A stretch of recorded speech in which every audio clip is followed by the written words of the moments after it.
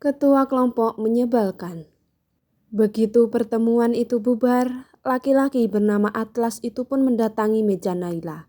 Naila yang langsung mendelik tajam pada sosok itu. "Mau ngapain lo?" ujar Naila ketus. "Gue rasa kita perlu bicara untuk meluruskan kesalahpahaman di antara kita. Soalnya gue gak mau di kelompok ini ada yang merasa tidak nyaman. Karena itu pasti akan berdampak ke kegiatan kita ke depannya. Jadi, kalau lo masih punya unek-unek ke gue, bisa lo bilang sekarang," ujar Atlas. "Gak perlu." Naila kembali menyahut ketus sambil berlalu dari hadapan laki-laki itu. Begitu keluar dari ruang kelas itu, Naila pun dihampiri oleh Intan, salah satu teman kelompok KKN-nya yang sudah sempat berkenalan dengannya tadi sebelum kelas dimulai. "Atlas ngomong apa, Nay?" tanya Intan. "Katanya mau meluruskan kesalahpahaman, tapi gue gak mau. Cuman buang-buang waktu dengar penjelasan dia. Gue yakin kok dia pasti nguping dan nyontek program-program gue.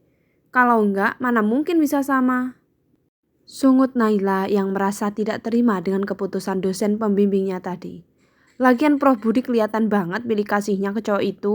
Apa karena Prof Budi dan cowok tukang contek itu sama-sama dari Fakultas Teknik ya? Sebenarnya lebih dari itu sih, Nay. Prof Budi itu juga merupakan dosen pembimbing akademiknya Atlas. Nama Atlas cukup populer di Fakultas Teknik. Dia pernah mensukseskan acara workshop internasional tahun lalu. Dan sekarang juga sedang ikut seleksi mahasiswa berprestasi tingkat fakultas. Gue rasa Prof Budi bukan pilih kasih sih. Tapi dia lebih percaya aja kalau Atlas bisa diandalkan, terang Naila. Naila mendengus sinis. Prestasi segitu aja bangga. Gue juga ikut seleksi mahasiswa berprestasi tingkat fakultas. Bahkan gue pernah terpilih menjadi juara 3 mahasiswa berprestasi di FMIPA tahun lalu. Tapi gue gak pernah keluar-keluar tuh. Naila membatin dalam hati. Kok lo bisa tahu, Tan? Lo kan anak FE bukan anak FT. Intan mesem-mesem. "Gue sekos sama anak teknik elektro yang nge-crushin dia dari semester 1. Tiap hari ngomongin soal Atlas mulu. Jadinya gue tahu banyak informasi tentang Atlas juga." Naila memajukan bibir bawahnya, mencibir tanggapan Intan tentang ketua kelompok mereka itu. Sehebat apapun Atlas dalam cerita Intan, bagi Naila cowok itu tetaplah saja tukang contek. Naila sedang menyusun pakaiannya ke dalam koper ketika ponselnya berbunyi tanpa henti.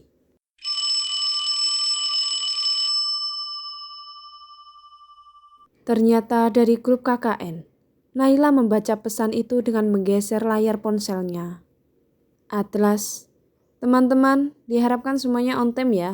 Bagi yang sudah berada di kampus diminta untuk langsung berkumpul di samping kanan gedung rektorat lama.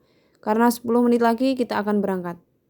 Naila membaca pesan itu sambil tersenyum kecut. Sok-sokan nyuruh on time, dia aja bisa telat sampai 1 jam. Gadis itu mendumel. Alih-alih mempercepat aktivitasnya, Naila justru semakin bersantai. Ia bahkan masih menyempatkan makan roti sambil menonton sebuah video di YouTube. "Loh kak, kok masih nonton YouTube? Katanya hari ini mau berangkat KKN. Kinara ibunya Naila menegur putri sulungnya itu. "Masih setengah jam lagi kok, Mi," sahut Naila. "Oh gitu. Terus barang-barang yang mau dibawa udah masuk dalam koper?" "Sudah, Mi, beres." Naila mengancungkan jempolnya. "Pak Darto, ini tolong kopernya Naila langsung dimasukin dalam mobil ya." Kinara berseru memanggil supirnya. Setelah itu, kembali memutar pandangannya pada Naila. "Oh iya kak, di tempat KKN biasanya kan sinyalnya susah. Nanti jangan lupa kamu sempatin dulu buat video call Dedi ya." "Iya ma." 30 menit kemudian, barulah Naila tiba di kampus. Saat itu, semua peserta KKN sudah berada di dalam bus dan bersiap untuk berangkat.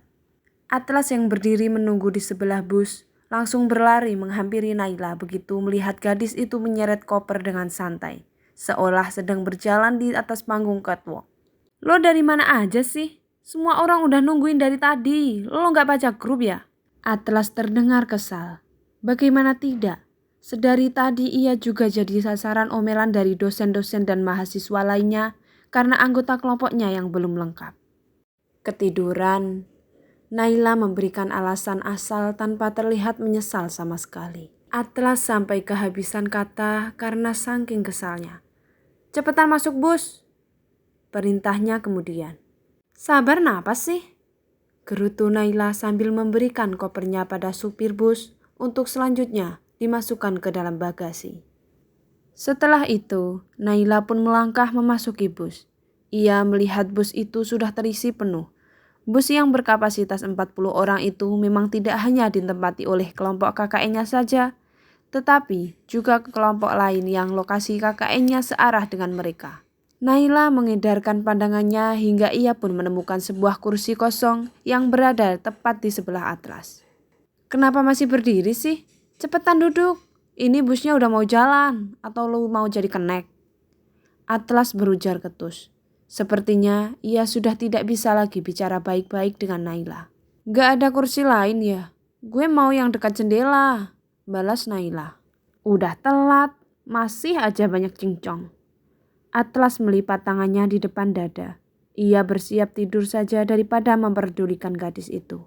Belum sempat Atlas memejamkan matanya, tiba-tiba supir bus mulai menginjak gas, membuat tubuh Naila yang masih berdiri itu jadi terdorong ke depan hingga jatuh menimpa Atlas. Kening mereka berdua pun bertubrukan, sementara sebelah tangan gadis itu justru tanpa sengaja menekan bagian vital Atlas. "Ah!" Atlas berteriak keras dengan spontan. "Ah!"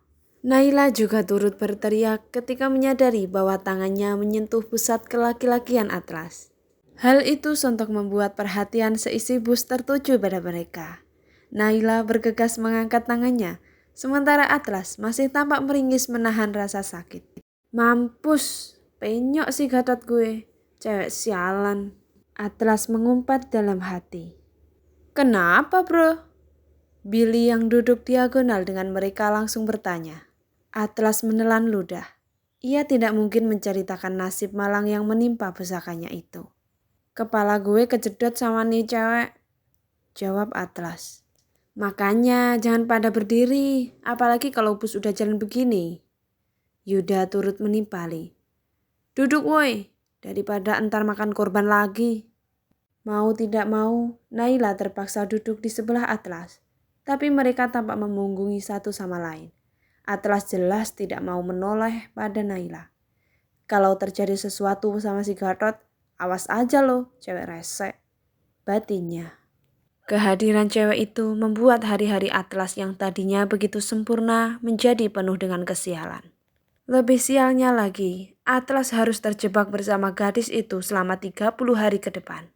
Sementara Naila juga terbayang-bayang dengan tangannya yang tak sengaja menyentuh bagian vital Atlas tadi.